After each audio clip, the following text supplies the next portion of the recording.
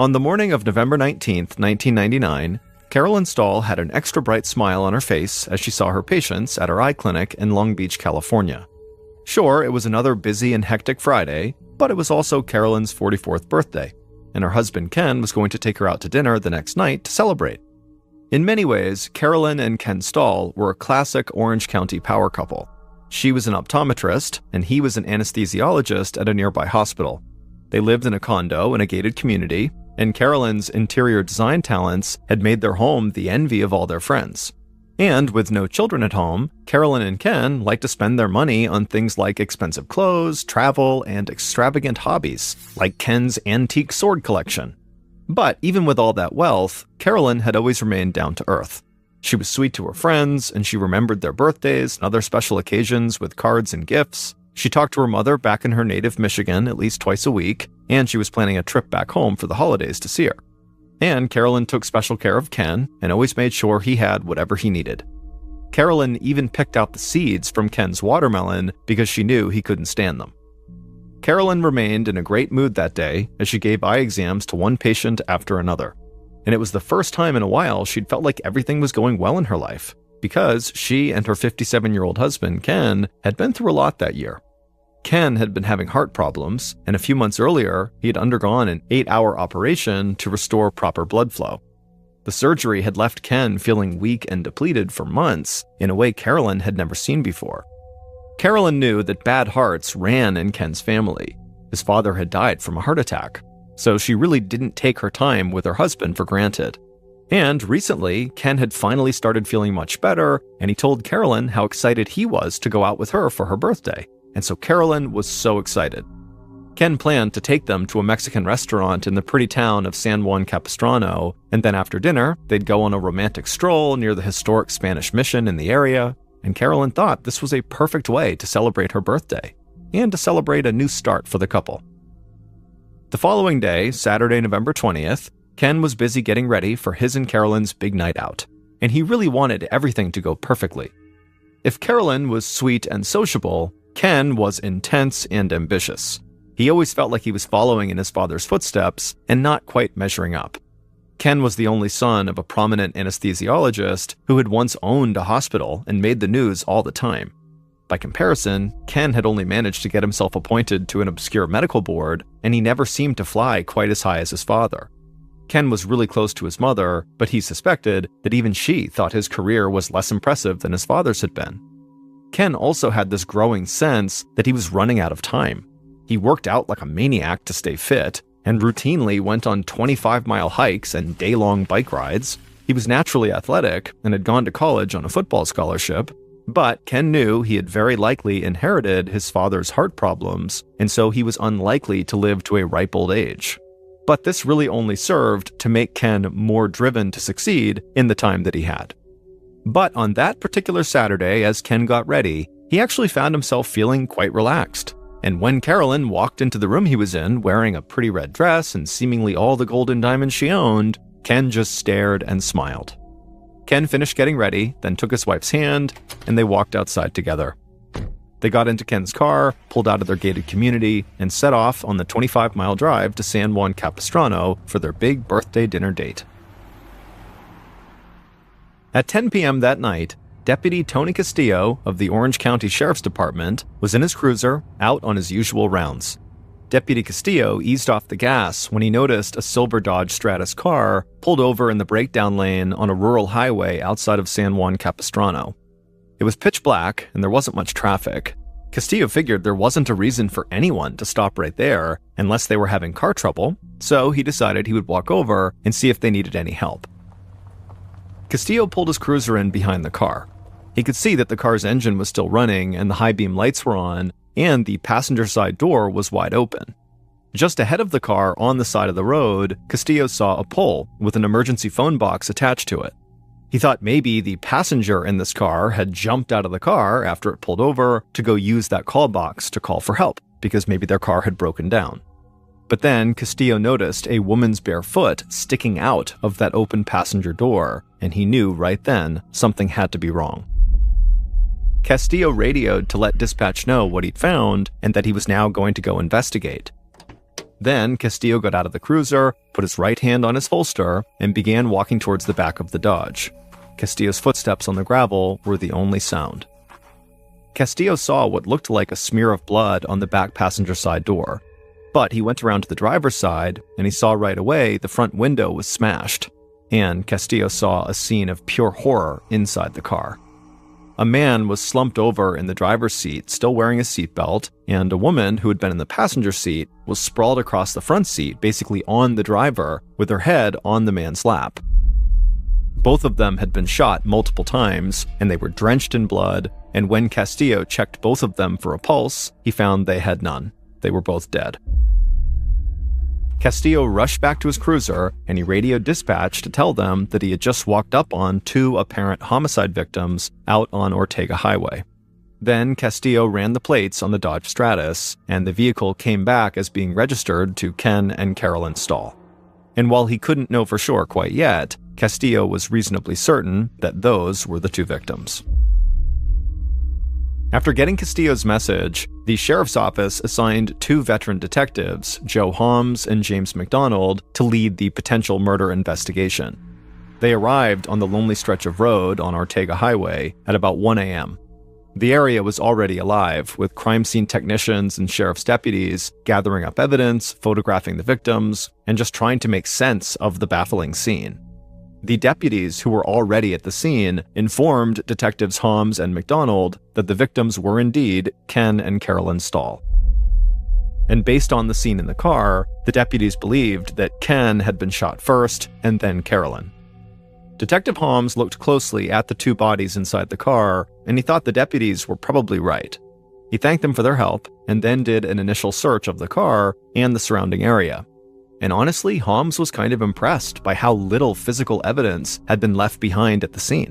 There were no footprints, no fingerprints, no skid marks, no bullet casings, and no weapon. Whoever did this had been very thorough, leaving law enforcement with almost nothing to work with. But then Holmes and McDonald did an extensive examination of the bloody interior of the car, and they began to discover some clues. Carolyn was covered in expensive jewelry, and the only piece that was missing was a single earring that had fallen on the ground. Likewise, Ken had plenty of cash and credit cards in his wallet, but nothing of value had been taken, so this didn't look like a robbery. The 2 detectives saw that both victims had been shot multiple times from outside the car. 1 bullet had gone through the driver's side door, and the others through the open window. So this could not be a traditional murder-suicide either. Somebody else had fired 8 to 12 bullets into Carolyn and Ken and then left them for dead. To Holmes and McDonald, this honestly looked like a mob hit, and the shootings had a depressing familiarity to McDonald. In his years as a detective, he had investigated multiple murders on this highway, Ortega Highway. There was the farmhand who was found buried in a shallow grave, and the dead man in the trunk of an abandoned car. McDonald sometimes thought that Ortega Highway was pretty much just a place for killers to dispose of bodies. But he just couldn't begin to understand how 2 middle-aged, very successful doctors from a wealthy gated community could wind up slaughtered in this desolate place. Word that Carolyn and Ken had been gunned down on a rural mountain road near San Juan Capistrano immediately dominated the news. The seemingly random quality of the shooting sent a shiver across the whole region of Southern California where Carolyn and Ken lived, and it left Ken and Carolyn's family and friends almost speechless. No one could imagine somebody hating the couple so much that they needed to kill them. The owner of the eye care clinic where Carolyn practiced joked that Carolyn was so kind they deliberately gave her the grumpiest patients because she could always cheer them up. And Ken's colleagues spoke equally highly of him. A doctor who had served on a state board with Ken said that he was revered by other doctors for his wise medical judgment. And friends also pointed out that the couple worked all the time, often 6 days a week. Ken provided anesthesia for surgeries at multiple medical facilities, so he had a complex, unpredictable schedule. And Carolyn was so devoted to her practice that she had previously canceled vacation plans to avoid inconveniencing her colleagues. So their friends wondered when they would even have time to have made enemies. And early on, investigators struggled with the same question.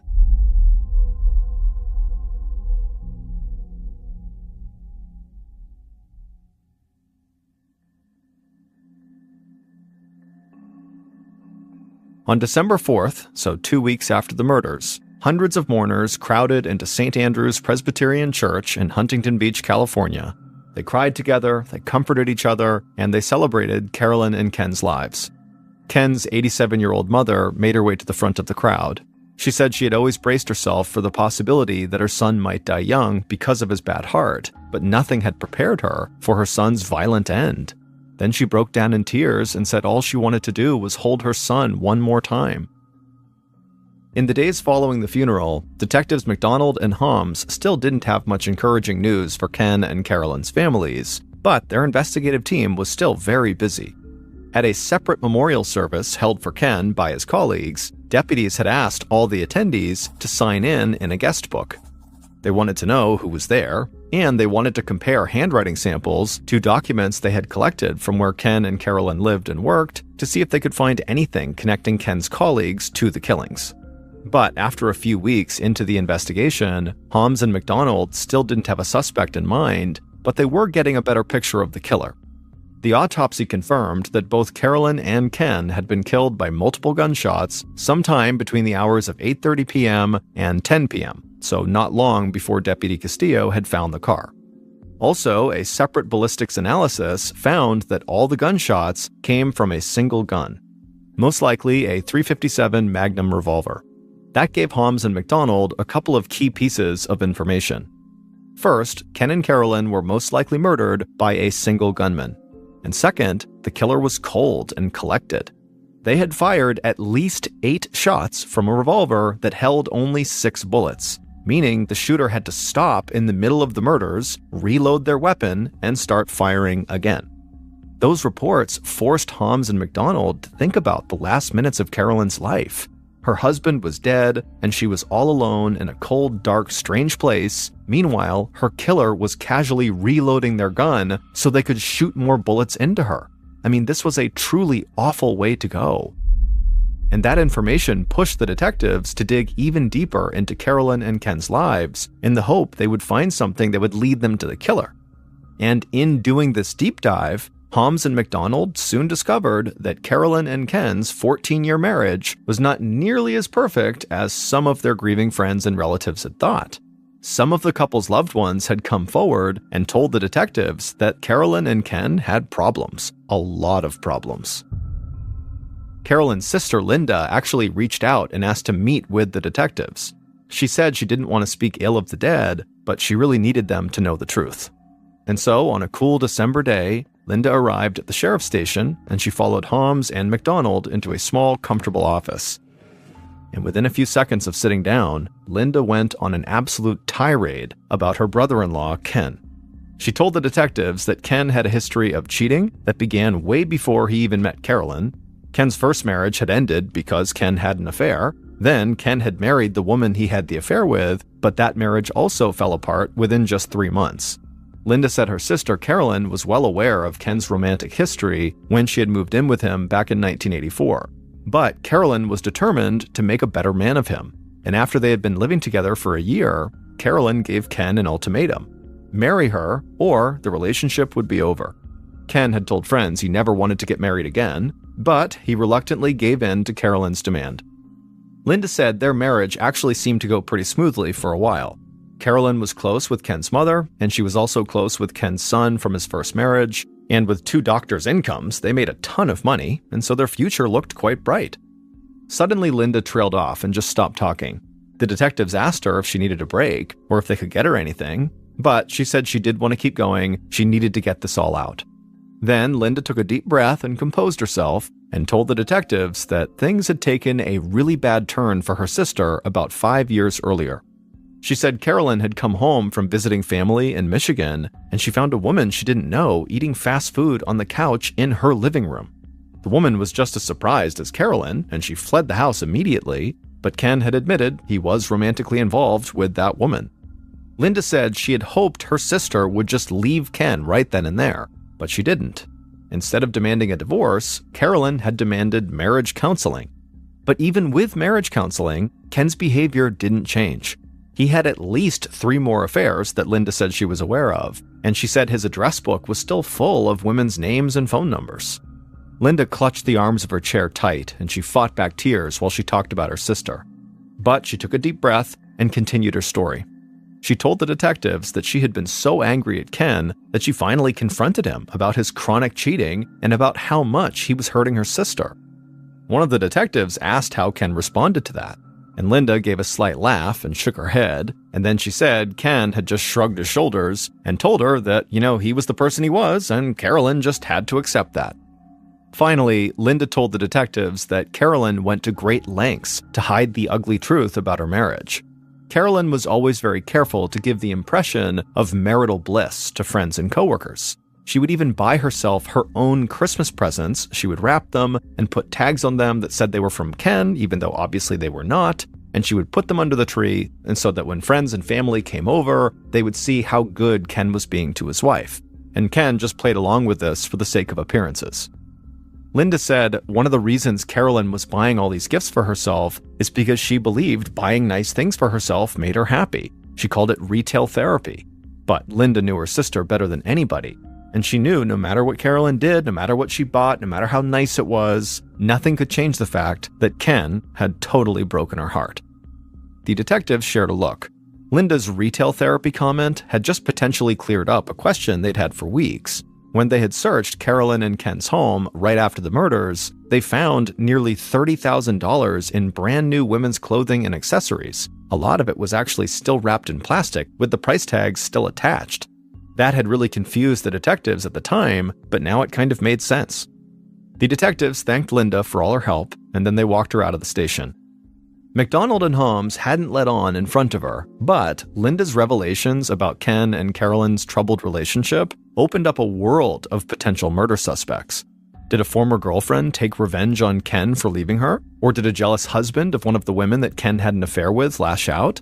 There was even a chance that Ken had been the lone target of one of those jilted lovers or angry husbands, and Carolyn had just happened to be with him at the time of the murder. With this new information, the detectives now wanted to dig into all of Ken's communications with all the women he was potentially having affairs with. Like most doctors in the 1990s, Ken carried a pager, which is a small electronic device that buzzes and gives a phone number to call when somebody needs you. The detectives got Ken's pager, and they contacted every phone number on it. This at least allowed them to reconstruct key parts of Ken's last day. The detectives found a fellow anesthesiologist who paged Ken around 8 p.m. on the night of the murder. This other anesthesiologist had hoped that Ken could cover for him at a surgery the next morning. The doctor said Ken sounded normal when they talked, and that Ken was out celebrating his wife's birthday. So McDonald and Holmes reasoned that whatever happened to the couple that night probably caught them completely by surprise. McDonald also came across a Mexican immigrant named Adriana Vasco who had paged Ken on the morning of the murders.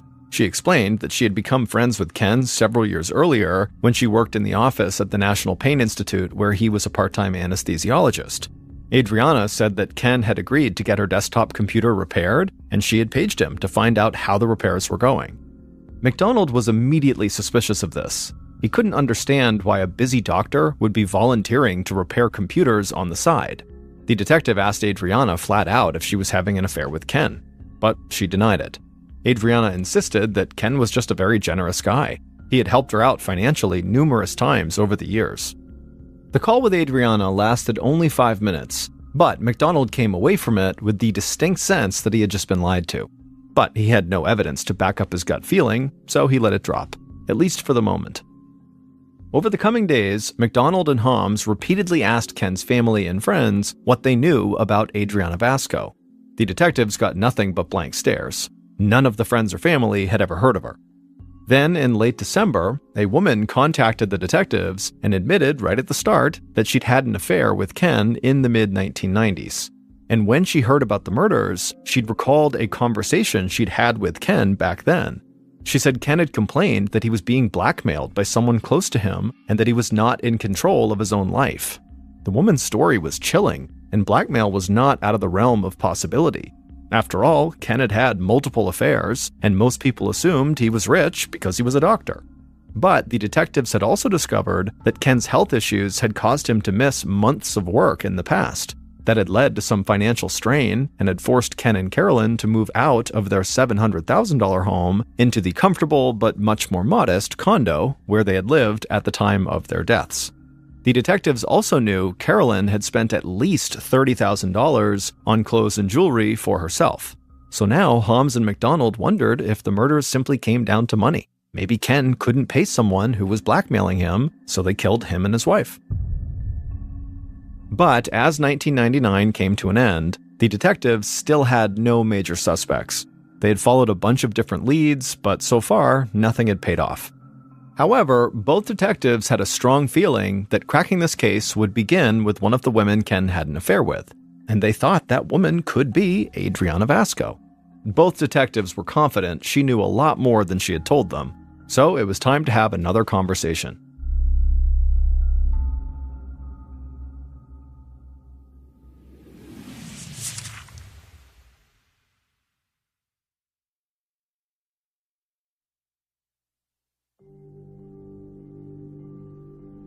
On February 29, 2000, so over 3 months after the murders, detectives McDonald and Holmes met Adriana Vasco at her friend's house in Anaheim, California. Adriana was little, she was barely 5 feet tall, and she was quite thin. She was 33 years old and a single mother of 2 young kids.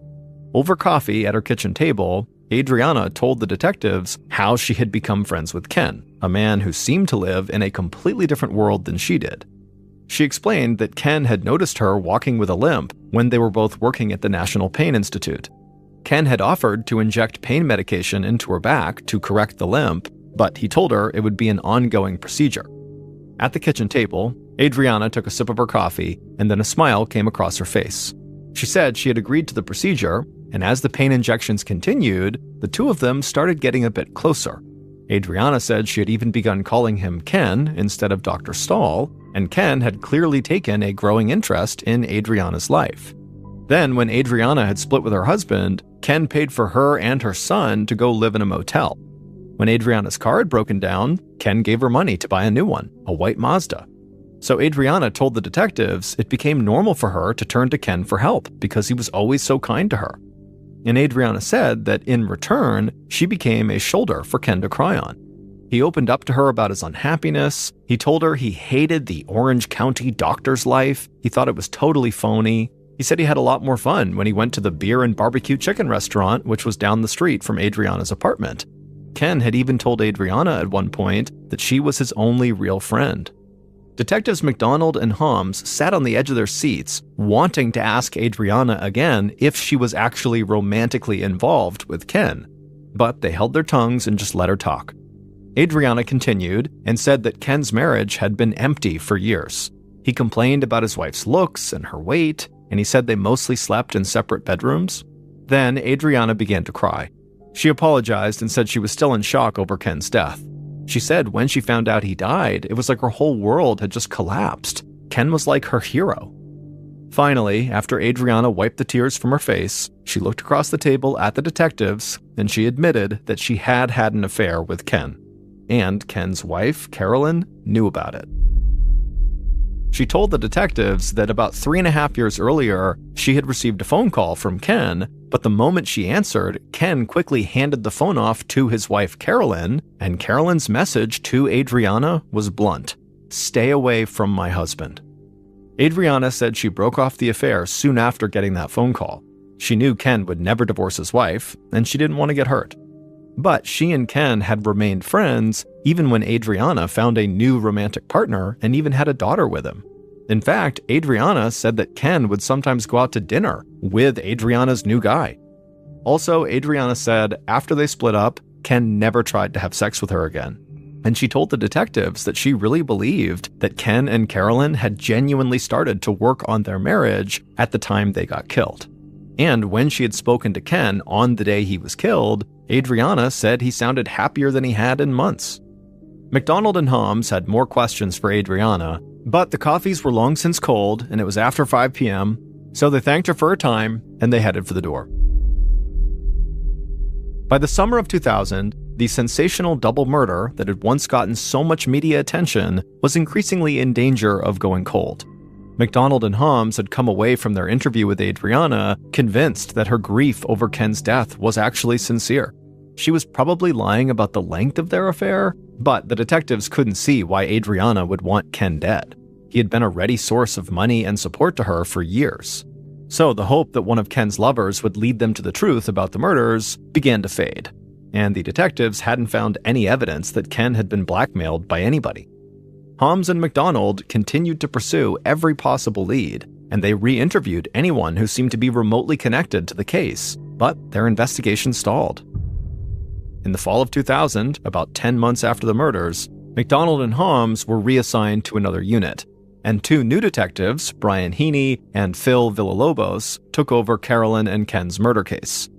Initially, the two new detectives felt totally overwhelmed. Villalobos had only been a homicide detective for 2 weeks, and Heaney's experience was mostly just in narcotics.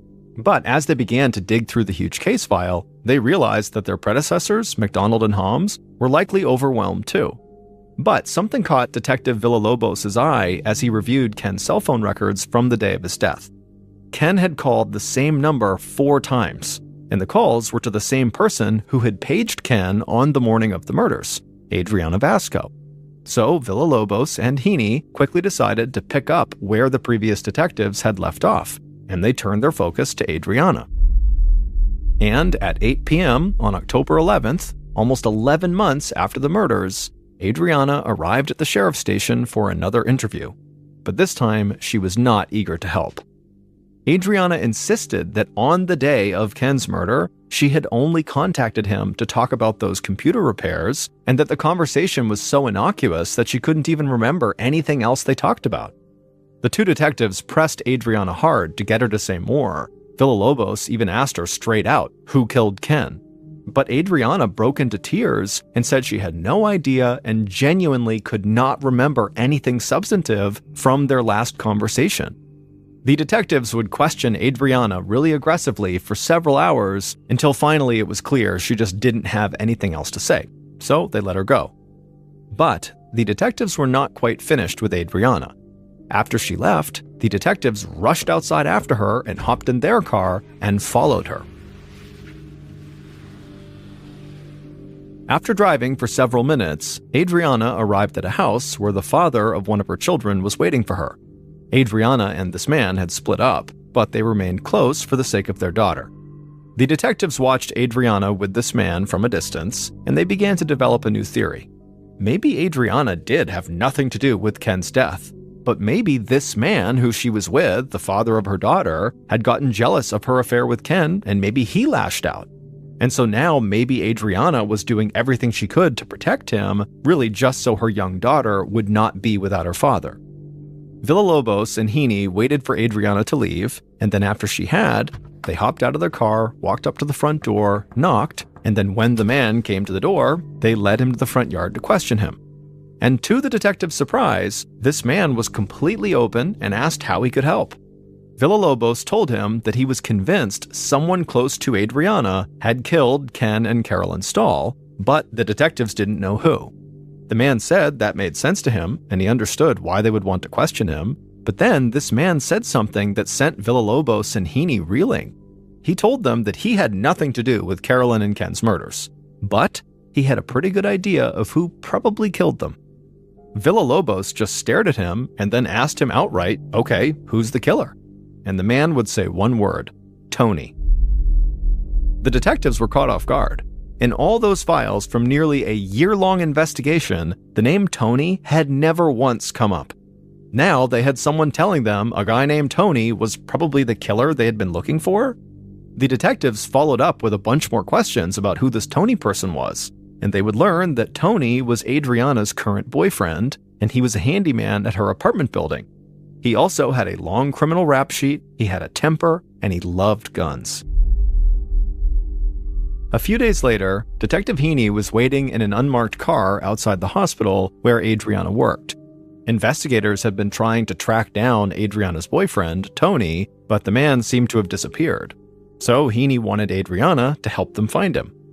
Eventually, Adriana walked outside, still dressed in her scrubs, and right away Heaney rushed up to her and caught her completely by surprise. He asked her point blank if she would take a polygraph test right now. He said the test was all set up at the local police station right around the corner. All she had to do was come with him. Adriana was clearly shocked and pretty angry with Heaney for surprising her like this, but she did go with him to the police station. During the polygraph test, Adriana faced round after round of very difficult questions from Heaney and Villalobos, and Adriana held her ground, denying any knowledge of the murders. But then, Heaney hit her with a surprise question. He asked if Tony was the killer. She tried to deny knowing Tony, but it was already too late. The detectives knew he was her boyfriend and that she was lying to them. So Heaney began asking rapid-fire questions about Tony. Where was he? Did he know Ken? But Adriana collected herself, and she insisted she had no answers for them. But the detectives were convinced Adriana was now the key to unlocking this case, and too many people had been working for too long on this investigation to let this opportunity slip away. And it turned out the detectives had one more surprise for Adriana. There was an outstanding warrant for her arrest for driving with a suspended license, and they were going to use that to lock her up for the night. Adriana begged to be allowed to go home to her kids, but the detectives handcuffed her and led her to a cell. Now they just had to find Tony. Even after being locked up, Adriana did not tell the detectives where her boyfriend Tony was. But her phone bill showed that she had repeatedly called a number in Greenville, North Carolina over the past couple of days, and Detective Villalobos had a hunch that those were calls to Tony. Villalobos sent a picture of Tony to local police in Greenville, and right away an officer in Greenville contacted him and said he recognized Tony. He told Villalobos that Tony actually went by the name Dennis Godley in Greenville, but the local cops just called him the Weasel because he was so good at eluding arrest. However, the officer in Greenville said he would still be able to lead Villalobos and his partner right to Tony. So Detectives Villalobos and Heaney headed right to the airport and took a flight from California to North Carolina. And while they were there, they did meet and interview Tony. However, he was totally uncooperative. He claimed that he had never been close to Adriana and that he had absolutely no role in the death of Ken and Carolyn Stahl. The detectives flew home feeling frustrated and with almost no new information, but their plan with Adriana had worked. After spending the night in jail and worrying she would not get to go home to her kids, she was now finally ready to tell the detectives everything she knew about Tony and everything she knew about Ken and Carolyn's murders. And by the time Adriana was finished talking, Detectives Villalobos and Heaney were ready to make arrests in a case that had now gone on for almost a year.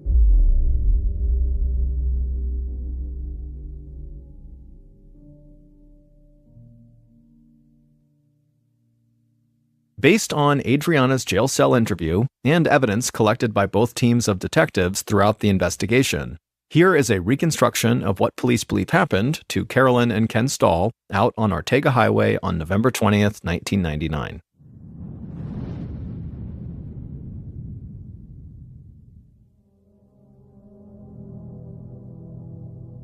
On that November day, the killer sat in the passenger seat of a parked car not far from the restaurant in San Juan Capistrano, where Ken and Carolyn were celebrating Carolyn's birthday.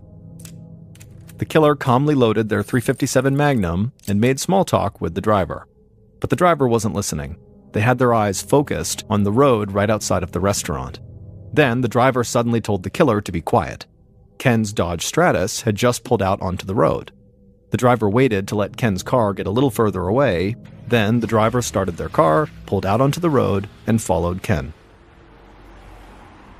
The driver tracked Ken onto Ortega Highway. The highway was dark and oddly quiet.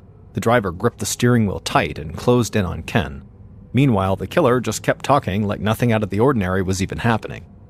Then at some point, Ken's car pulled off the highway into the breakdown lane near an emergency phone box. The driver told the killer it was time to act. Then the driver hit the gas, raced by Ken's car, and then did a U-turn into the breakdown lane. The driver's headlights were now shining directly into Ken's windshield. The driver put the car in park, and then the killer casually stepped out of the car. The killer walked right up to the driver's side window and tapped on the glass, and Ken rolled the window down. Ken was about to say something when the killer casually raised the .357 Magnum and fired. The bullet hit Ken behind the left ear and exited through his right eye. Carolyn began to scream from the passenger seat and tried to undo her seatbelt, but she was in shock and her hands were shaking, and so she couldn't get free. The killer then fired another shot into Ken, and this time the bullet shredded his aorta, the body's main artery.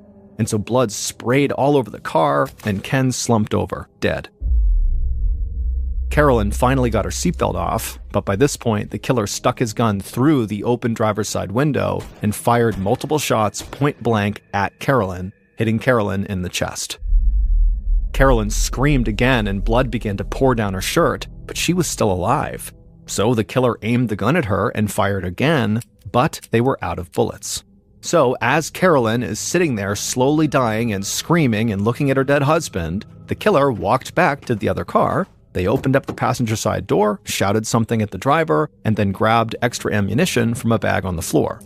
Then the killer calmly reloaded their gun and then turned back and began walking towards Ken's car again. By this point, the killer saw the passenger side door of the Dodge Stratus was now open. Carolyn tumbled out of the car, and one of her earrings fell to the ground. She was covered in blood and struggling to breathe, but she managed to brace herself against the back door of the car and stay on her feet. Carolyn looked around for any kind of escape route, but then she heard something behind her.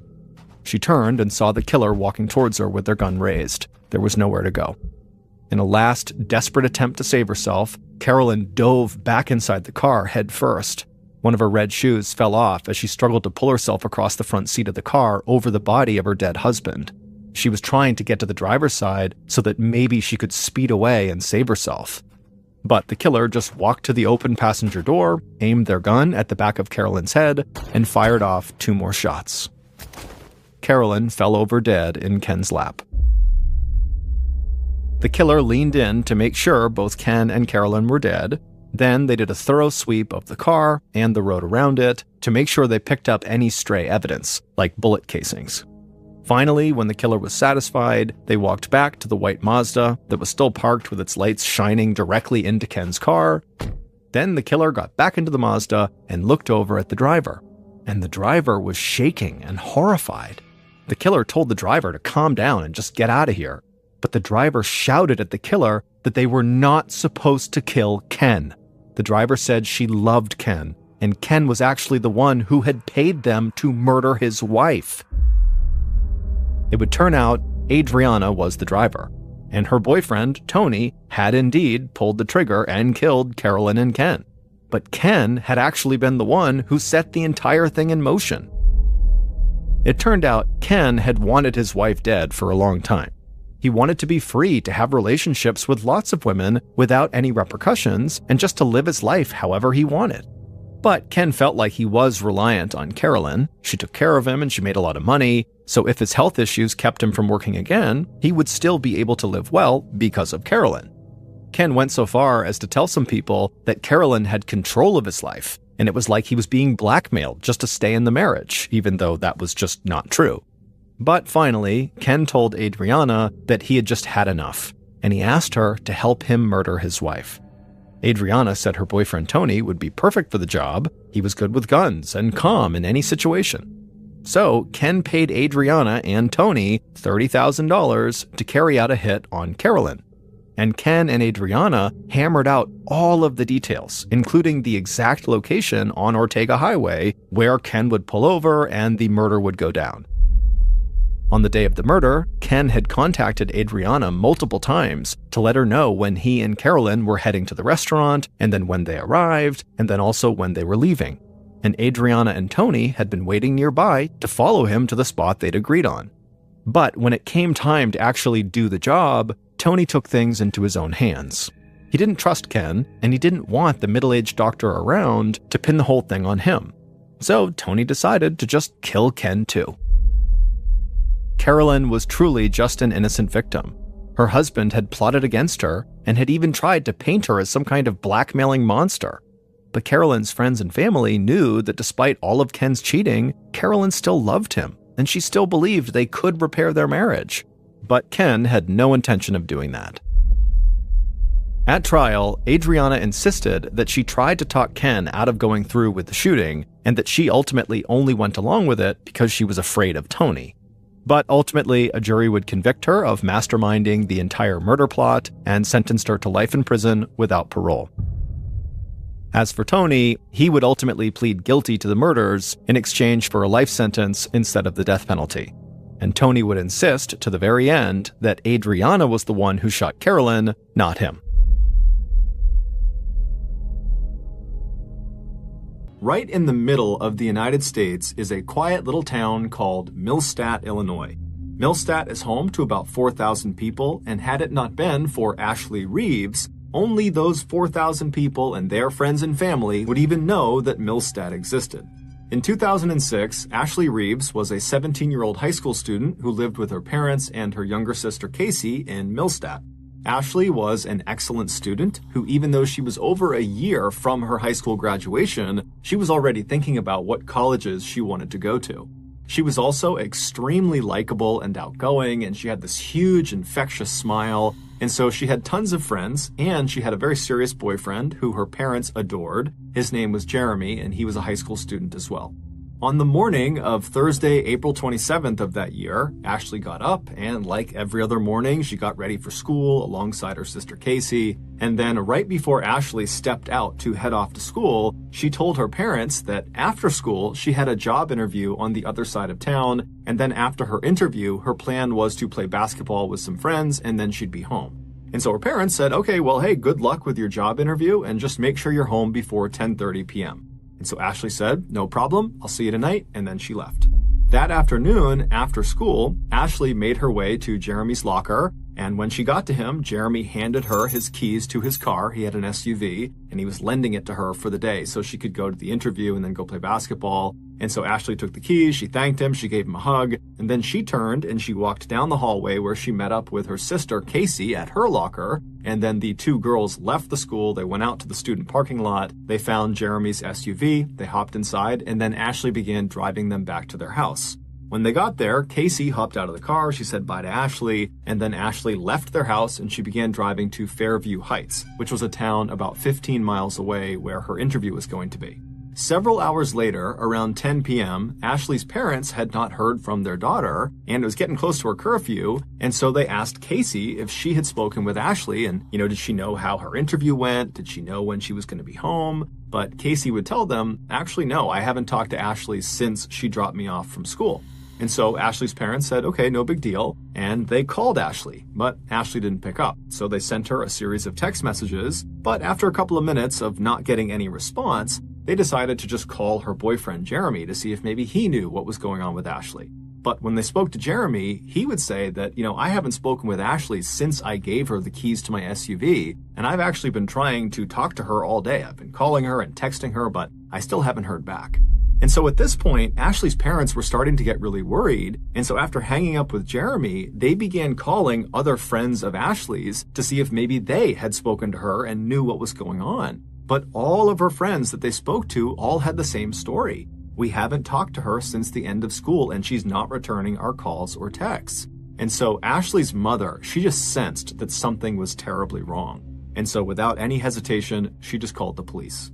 Now, the police in this town were used to getting calls every now and again from parents whose teenage child had run off and they were concerned about them, but virtually every time the police investigated, they would find the teenager had just kind of been blowing off their friends and family, and they would pop up maybe a couple hours later totally unharmed. But the Millstadt police would later remark when they heard Ashley's mother's voice over the phone, the fear in her voice was so pronounced, it immediately pushed the police department to take this case very seriously. And so that night, right after this phone call, the Millstadt Police Department went out in force to try to locate Jeremy's SUV, the car that Ashley had been driving around that day. And the first place they went to look for this car was Latterman Park, which is this very popular public park that has a really popular basketball court that lots of teenagers would go to all the time, and Ashley was known to frequent that park. And this park was located about halfway between Fairview Heights, where her interview was, and Millstadt, where she lived. And so they go to Latterman Park, and right away, sitting in the parking lot, they find Jeremy's SUV. But Ashley is not in the car, she's nowhere near the car, and when they searched the car, there was nothing of significance inside of it. There was just some of Ashley's clothes lying around.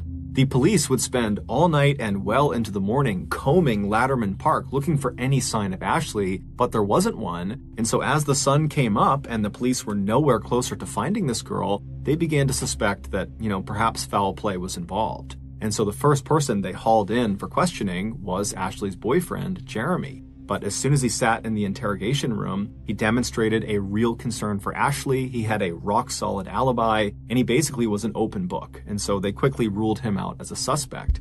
And then the police basically began hauling in all of Ashley's friends and acquaintances and family members, basically anybody that knew her. They were bringing them into the station to find out if they knew anything that could help them figure out where Ashley was. And more specifically, the police were really looking to see if any of these people were hiding something. And sure enough, a few of the friends that were brought in were. According to a few of Ashley's closest friends, Ashley was in not one, but two romantic relationships. One was the public relationship she had with Jeremy, and the other was a secret relationship that was actually illegal. In order to hide this forbidden second relationship, Ashley would tell her family and her friends that she was going to the park to play basketball, when in reality, she was going to the park to meet up with this secret second partner. And the day before, when Ashley went missing, her friends told police that that was the exact reason she was going to Latterman Park. The police got the name of this secret person from Ashley's friends. His name was Sam Shelton, and the police tracked him down. When they found him, he was at a baseball practice, but the police didn't care. They marched right on to the baseball diamond, and they grabbed Sam and they brought him back to the police station. And then when he got there, they sat him down in the interrogation room, and he's still wearing his baseball uniform, and they asked him about his relationship with Ashley. And he immediately denies it and says he does not have a relationship with Ashley. He's got no idea why he's here. But pretty quickly, after a few questions, Sam's answers became inconsistent. And so the police just ratcheted up the pressure on him. And then finally, after 12 hours of questioning, the interrogator brings up Sam's mother and his grandmother. And he says to Sam, how would they feel if they knew you were lying to the police right now? And this just broke Sam. And so he cracked.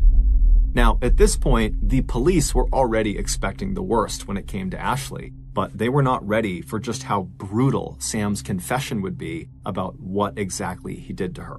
The following is an account based on his confession. 30 hours earlier, Ashley wrapped up her interview in Fairview Heights, and she made her way to Latterman Park to meet up with Sam. And now it's not clear exactly how they met up, but eventually the two of them did connect and they made their way over to Sam's car where they became intimate.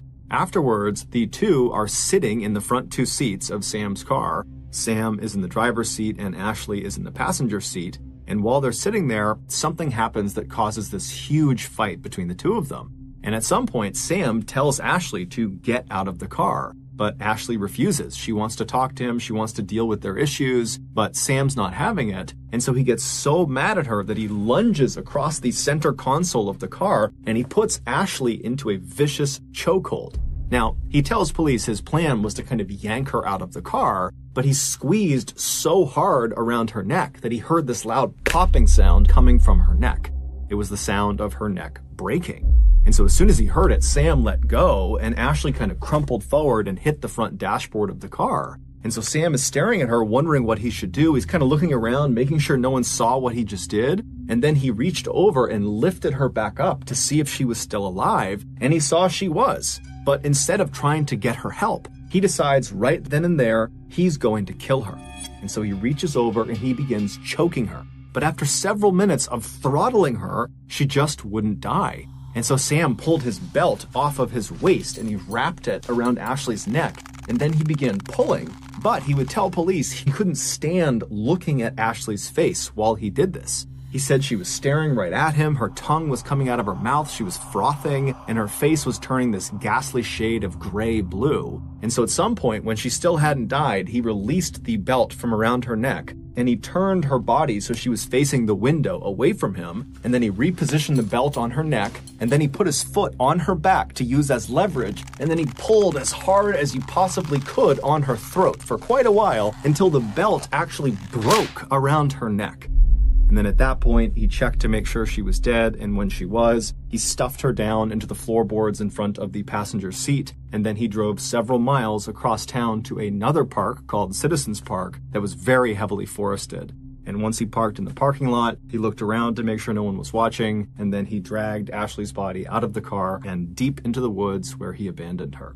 It would turn out Ashley was far from the only teenage girl who found Sam Shelton attractive. Many teenage girls in the area thought he was the perfect catch.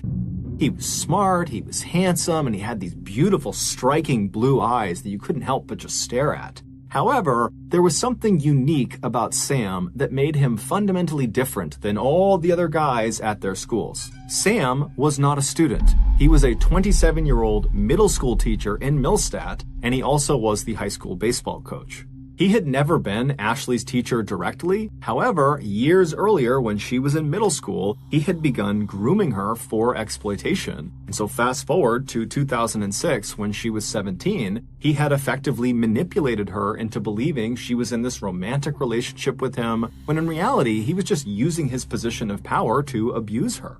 In addition to being a school teacher, Sam was also an aspiring pro wrestler. He would often compete in local showcases under the nickname The Teacher. While Sam was probably nowhere near good enough to actually become a professional wrestler like you would see on TV, he was extremely strong and really knew how to do a chokehold. And so when he attacked Ashley and put her in that vicious chokehold, she had no chance at escaping. She was completely doomed. Shortly after his confession, Sam would tell the police that he would take them out into the forest of Citizens Park to try to find Ashley's body. But when they got there, it was late, it had been raining for several hours, and Sam right away acted like he couldn't figure out exactly where he had left her. And so the police were actually starting to think, is he lying to us? Is this whole thing just kind of made up? Did he really attack her? Is she really out here? But after about 30 minutes of the police and Sam kind of trudging around the thick forest, one of the officers suddenly sees something on the ground. He raises his flashlight, and there in a clearing is Ashley's body. And so the police and Sam, they walk over to her, and they're standing above her ruined body. Her neck is totally bent at a grotesque angle. She's covered in bugs. But as they're standing there and they're watching her, her chest suddenly starts to move. She wasn't dead. She had been left for dead, and she had been out in the woods with a broken neck for 30 hours in the freezing cold and the rain. She only had a t-shirt and some pants on, but she was alive. And so moments later, the paramedics, they come rushing into the forest, they pick her up really gently, they bring her out, and they rush her to the hospital where she'd be put into a medically induced coma. The doctors would tell her family that, unfortunately, her injuries were just too serious, and we don't expect her to ever wake up again. But miraculously, she would. Now, she would have to relearn how to walk and talk and eat and drink, but she would do all of those things, and today she is 32 years old, she is happily married, she has 2 kids of her own, and by and large, she leads a very happy, normal life. As for Sam Shelton, he was sentenced to 20 years in prison for attempted murder, and he's still in prison today. However, he is up for parole in 2024.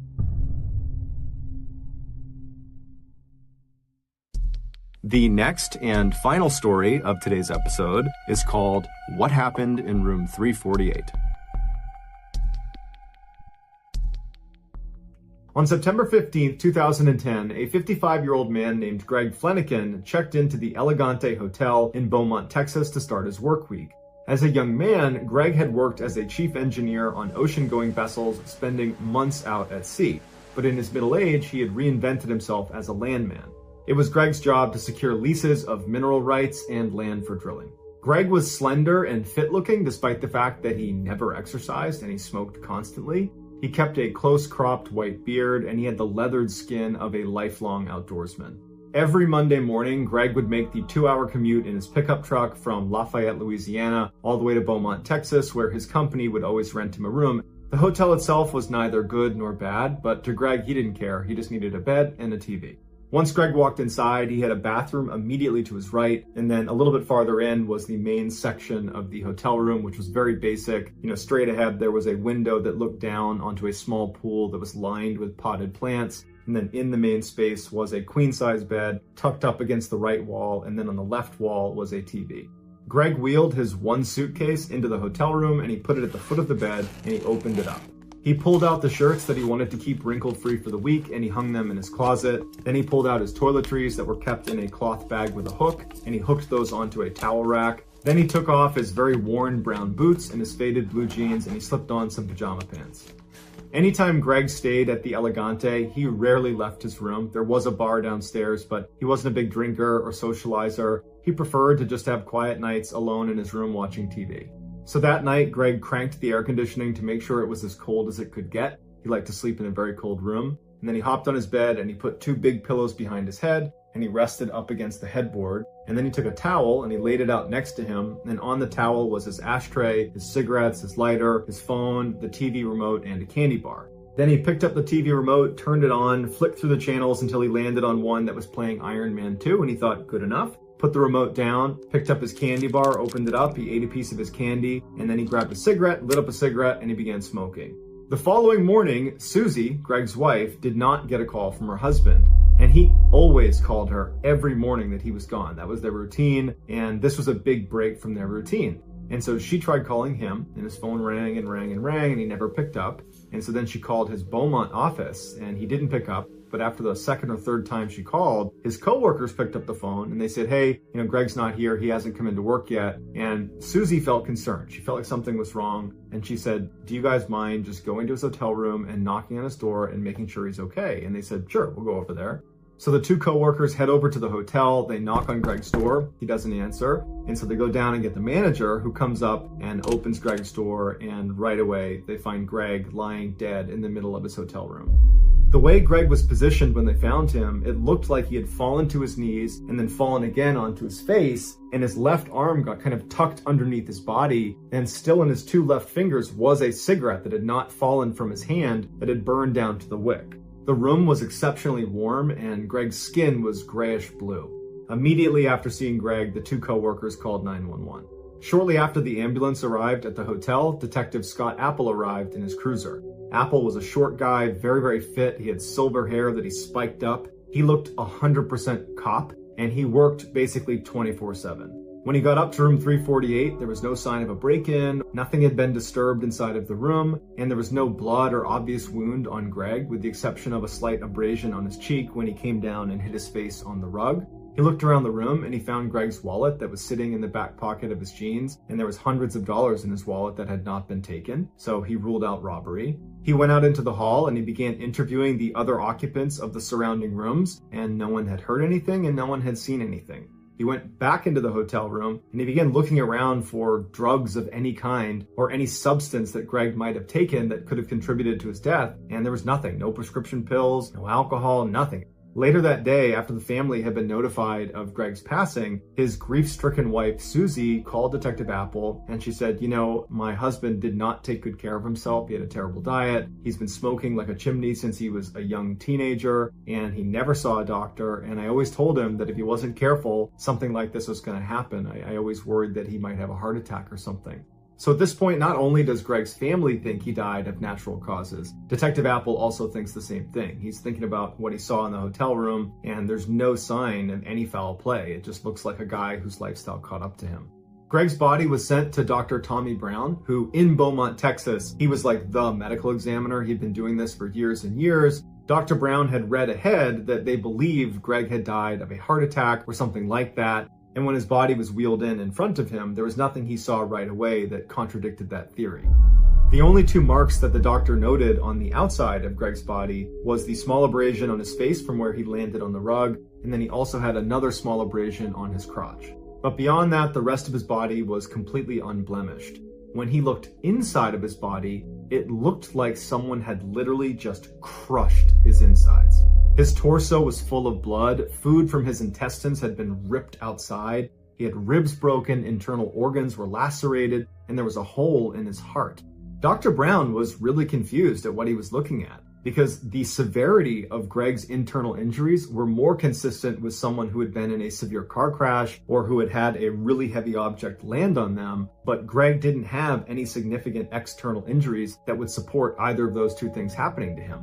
And he was found in the middle of a hotel room where there was nothing disturbed and no one had apparently seen or heard anything. And so Dr. Brown says, look, I don't have all the answers here, but this was not natural. This is a homicide, and my best guess is he was beaten to death. I know it doesn't really make sense because there's not any external injuries, but he suffered some significant trauma from somebody else, and that's what killed him. When Detective Apple got this report from the medical examiner, he was just as confused as Dr. Brown was, but his attention turned to, okay, well, if he's been murdered, who would want to murder him? And he began digging into Greg's background, and he found that he was universally liked. He was known for being incredibly courteous and polite. He kept to himself. He was in love with his wife, and his wife loved him back. There was no evidence of some scandal in the background. He was just this really nice, normal guy, and it didn't make any sense why anybody would want to kill him. After a few months of getting nowhere, and in reality, he hadn't really even gotten started because there wasn't any good starting point. The only thing he could find that was odd about the crime scene was that the room was particularly warm when they walked inside, which was not in keeping with how Greg would have kept the room. But that doesn't explain why his insides were crushed. And so he's gotten nowhere, and then he makes a discovery. He found in the hotel's maintenance logs on the night Greg died, he had been making popcorn in his microwave and managed to blow a fuse. And it wasn't just his power. Maybe Greg didn't know this, but he cut the power to both the room next to him on his right and on his left and below him. And so he calls down to the front desk, and a maintenance guy came up and he reset the breaker. This opened the door to two theories. The first theory is the maintenance guy, who did have a criminal record, when he came up to fix the breaker, he attacked Greg. But that was wildly speculative, and there was no evidence to suggest that the maintenance guy would do that, and so that was quickly ruled out. The other theory was Greg's neighbors in room 349 were these two electricians who were big partiers and drinkers, and so Detective Apple suggested that maybe when Greg accidentally cut the power to their room, they were really annoyed, and they went outside in the hall and they saw Greg, and they somehow realized he was to blame for this, and in a drunken rage, they attacked him and killed him, and that's what killed Greg. And even though it was a stretch, it was the closest thing to a motive Detective Apple had found in anyone. And so Detective Apple put on a hidden camera and he went and interviewed these two electricians that were still staying in room 349. And he said when he spoke to them, they were very forthcoming. They seemed very honest. They were appropriately curious about what happened to Greg. And all they said was, look, we had no interaction with him. We did hear him coughing when we came back from the bar. We were at the bar that night, but honestly, that's the extent of our interaction with him.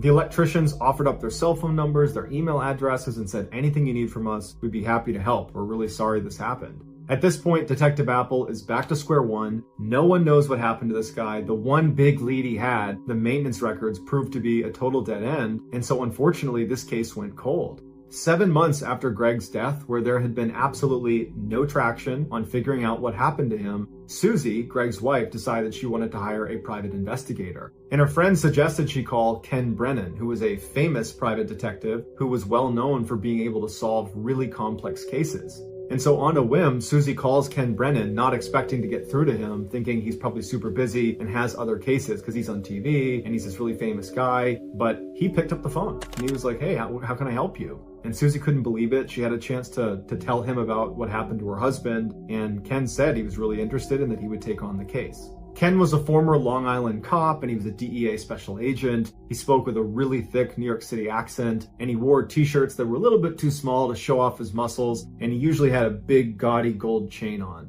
Once Ken agreed to take on this case, he flew right to Lafayette, Louisiana, where Susie lived. And he sat down and he asked her a lot of really difficult questions about their marriage, about whether she thought he might be cheating on her, if he had like a secret life she didn't know about. And after feeling satisfied that all those avenues had been explored and were not going to lead to the answer, he said, okay, well, can you tell me anything about the crime scene that stood out to you? Is there anything about it that seems off? And Susie said, yeah. Greg always kept the air conditioning on very cold at night. He never slept in a room that wasn't freezing cold. And so I thought it was really odd when his coworkers discovered him that the air conditioning was off and it was really hot inside of the room. That's incredibly unlike Greg for his air conditioning to be off. Ken made a note of this, and then he left Lafayette and he went to Beaumont, Texas to meet up with Detective Apple. And Detective Apple and he actually got along really well. They agreed to work together on this case because Detective Apple feels like he's reached a dead end anyways. Apple brought Ken to the crime scene, he showed him the hotel room, and then afterwards he turned over all of the documents he had on the case, from the autopsy report to the photographs to anything he'd collected over the 7 months he'd been working on it. So that night, Ken diligently looks through all of the documentation, all of the photos, and the next day when he goes into Apple's office, he says to him, I think I figured it out. And Apple's like, oh really, you figured it out one day after being here? And Ken's like, no, seriously, I think I figured it out. I have to confirm something with his wife, but I think I have a theory. And so Ken calls Susie right in front of Apple, and when Susie picks up, Ken's like, hey, did your husband ever smoke with his left hand or did he smoke with his right hand? And Susie said, oh no, he only smoked with his right hand. And Ken goes, thank you very much. He hangs up and he goes, Apple, I got it. And so Apple's like, okay, what's your theory? And Ken says, okay, so I spoke to Susie and she told me it was very strange that his room was not air conditioned when they discovered his body, because Greg was known for always turning on the air conditioning to as cold as it can get, especially at night when he went to bed. And so when his power went out the night before, his air conditioning would have gone out. And so the maintenance guy comes up, turns the power back on, but it doesn't trigger the air conditioning to turn back on. The room is still cold from having been air conditioned all evening to that point.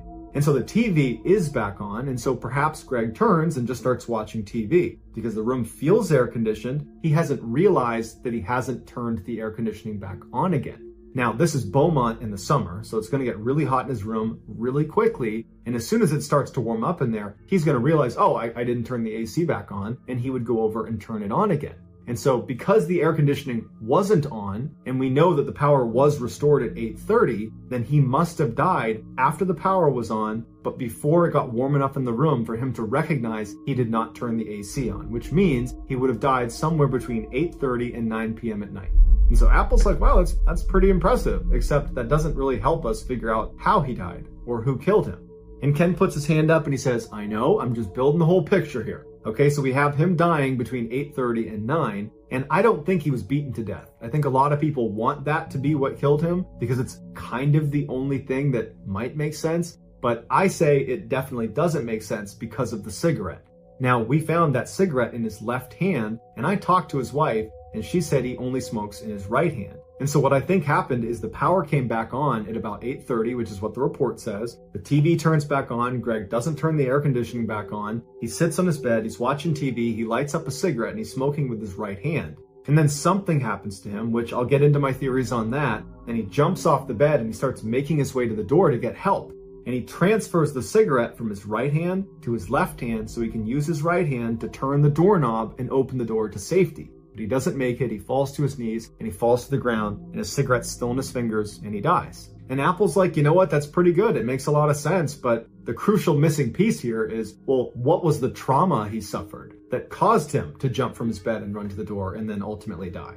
Ken's like, I got a theory on that too, but I got to be in the hotel room to see if it's true. So Apple and Ken go back to the hotel room. When they get there, Ken goes inside and he starts walking around, looking at the ceiling, the wall, the ground. And then finally he stops when he's looking back towards the front door leading back into the hall. And he points at the wall and he says, there. And Apple looks at what he's pointing at, and it looks like there had been some patchwork on the wall in the same spot where the doorknob, when it swings open, would hit the wall. And so Apple's looking at it and he's like, that's just from the doorknob. And so Ken takes the door and he opens it all the way to where the doorknob is pressed against the wall, and it's to the right of this patchwork, meaning this patchwork is not connected to the doorknob. Apple was confused and was about to ask questions, and Ken was like on a roll, and he said, hold on, and he goes outside. He goes next door to room 349. They go inside, and Apple walks in the room and he's watching Ken do his work, and Ken's rubbing his hands all over the wall, and eventually he stops and he looks up at Apple and he takes his finger and he pushes on one spot in the wall as Apple is watching, and his finger goes right in. And what he pushed on was this little chunk of toothpaste that had been wedged in this little tiny hole in the wall, and he pushed it through.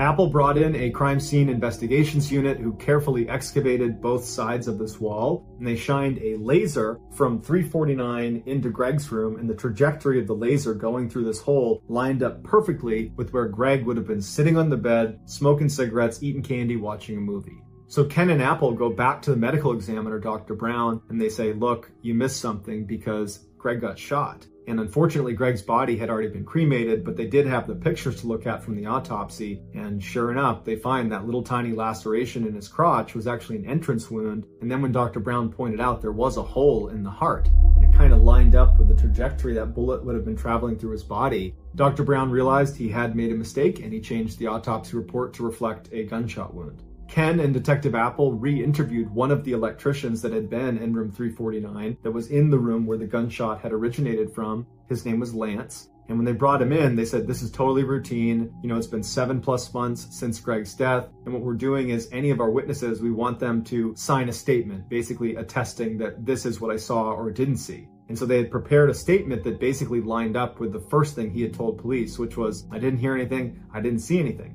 And they said, is there anything you want to change about your story? Or is this exactly what you saw and heard? And Lance said, yeah, that's exactly, I don't know anything. I wish I knew more, I'm sorry. And like, all right, well then can you sign this document saying that you don't know anything and you didn't see anything? And he said, yeah. He signs the document, and then Ken's like, all right, gotcha, because we know a gunshot was fired from your room and that's what killed Greg.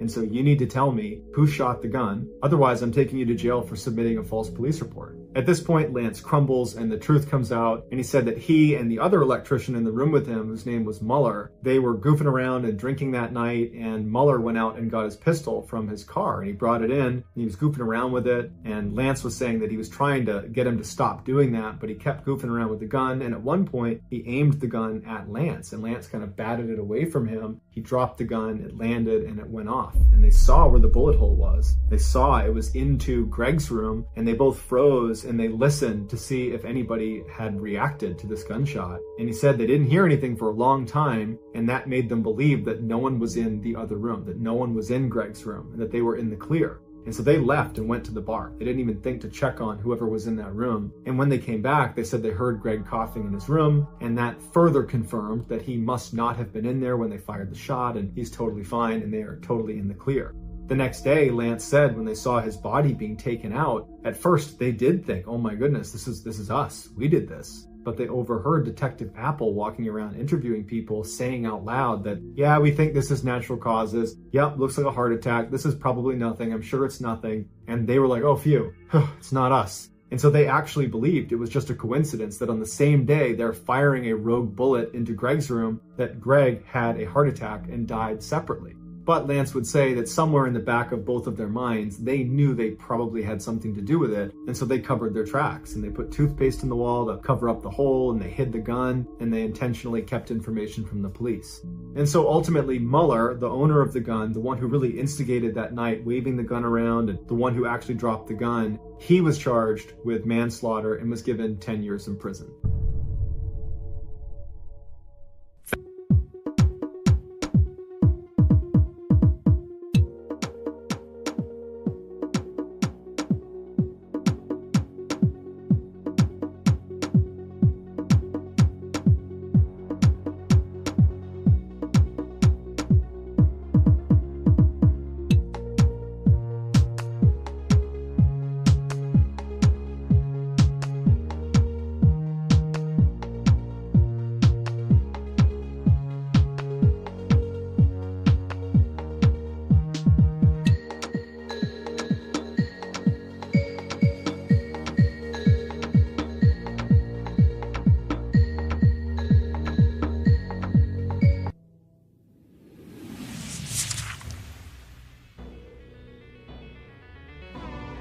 Thank you for listening to the MrBallen's podcast. If you enjoyed today's stories and you're looking for more bone-chilling content, be sure to check out all of our studio's podcasts: MrBallen's Medical Mysteries, Bedtime Stories, and Runful. Just search for Ballen Studios wherever you get your podcasts and you'll find them all. Also, there are